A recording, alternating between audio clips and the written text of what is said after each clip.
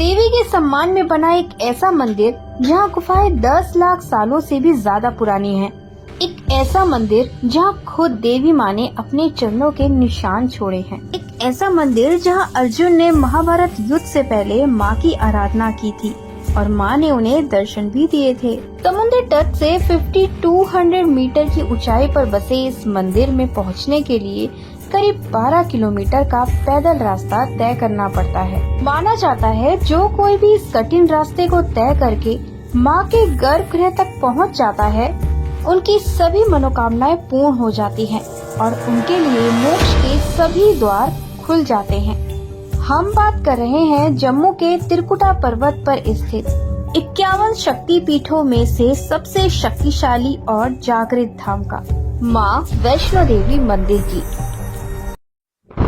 मान्यता के अनुसार माता वैष्णो देवी का जन्म दक्षिण भारत के रत्नाकर नाम के ब्राह्मण के घर हुआ। रत्नाकर और उनकी पत्नी माँ शक्ति के बहुत बड़े भक्त थे। वे हर रोज माता शक्ति से संतान प्राप्ति के लिए प्रार्थना किया करते थे। तब एक बार माँ शक्ति के 3 रूप माँ काली, माँ सरस्वती और माँ लक्ष्मी ने अपनी शक्तियों को एकत्रित करके अपनी शक्तियों में से एक दिव्य शक्ति का निर्माण किया, जिससे महावैष्णो देवी का जन्म हुआ।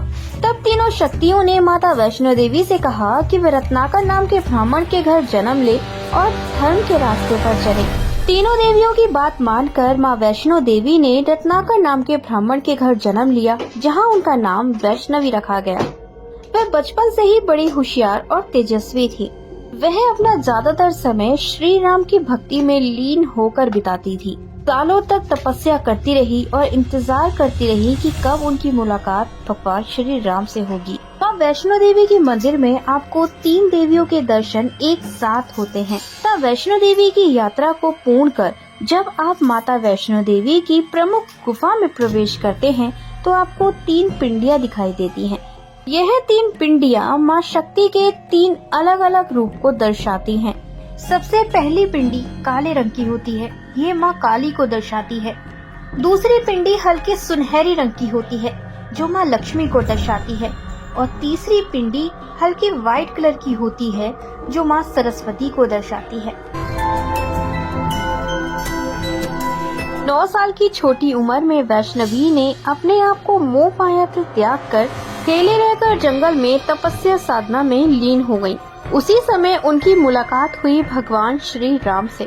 भगवान श्री राम उस समय वन में ही थे। जैसे ही उन्होंने भगवान श्री राम को देखा, उनसे आशीर्वाद लिया, से कहा वे अपना बाकी का सारा जीवन भगवान श्री राम के साथ ही बिताना चाहती हैं। ने भगवान श्री राम से प्रार्थना की कि वे उनके साथ विवाह कर ले, लेकिन भगवान श्री राम का विवाह तो पहले ही सीता माँ के साथ हो चुका था। इसलिए भगवान श्री राम ने वैष्णवी की इस इच्छा को मानने से इनकार कर दिया। लेकिन वैष्णवी उनसे बार बार विनती करती रही। वैष्णवी की इस भक्ति को देखकर भगवान श्री राम ने उनसे ये वादा किया कि वे उनसे दोबारा मिलने आएंगे। भगवान श्री राम ने वैष्णवी से कहा, यदि उस समय तुमने मुझे पहचान लिया तो मैं तुमसे विवाह कर लूंगा। वैष्णवी ने भगवान श्री राम की ये बात मान ली और फिर से साधना में लीन हो गई। काफी समय बीत गया। भगवान श्री राम ने रावण से युद्ध कर उसका वध कर दिया। तभी वे लौटते समय एक बूढ़े साधु के रूप में वैष्णवी के सामने आए, लेकिन उस समय वैष्णवी उन्हें पहचान नहीं पाई। भगवान श्री राम जब अपने असली रूप में आए तो वैष्णवी उन्हें देखकर चौंक गई और उनसे क्षमा मांगने लगी। देखकर भगवान श्री राम मुस्कुराए और कहा, उनके मिलन का समय अभी नहीं आया है। वैष्णवी को अभी कई सालों तक धरती पर रहकर धर्म की रक्षा करनी होगी और अधर्मियों का नाश करना होगा।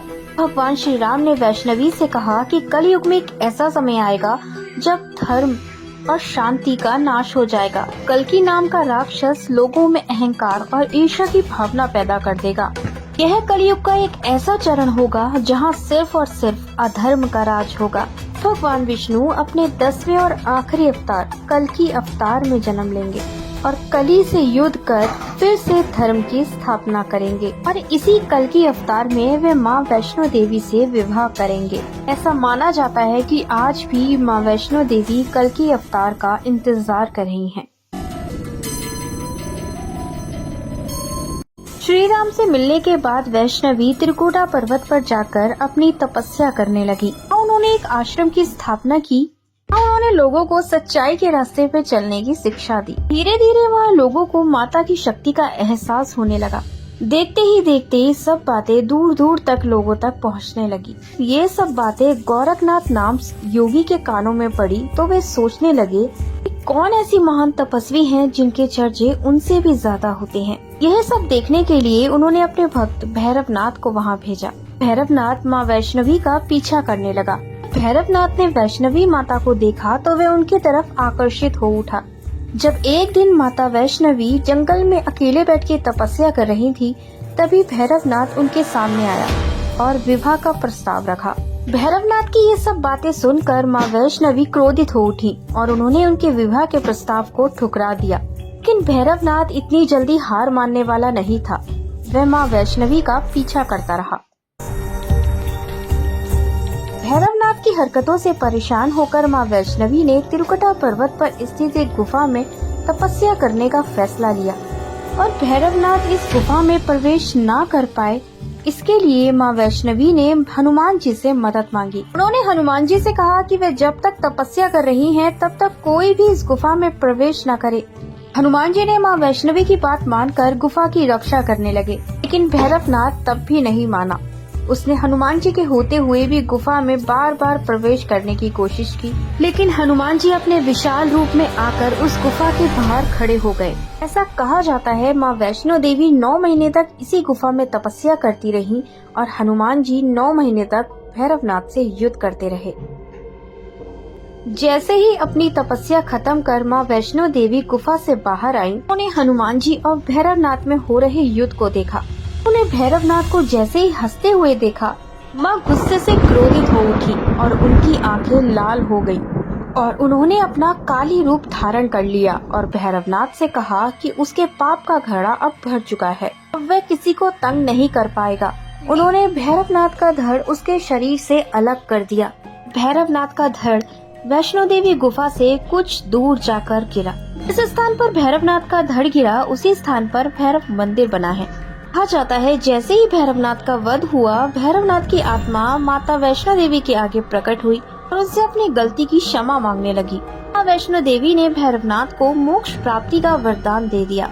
कि माँ वैष्णो देवी ने उन्हें ये भी वरदान दिया कि जब कोई भी भक्त मेरे दर्शन के लिए आएगा तो उसे भैरव मंदिर में भी दर्शन करने होंगे, नहीं तो उसकी यात्रा पूर्ण नहीं मानी जाएगी।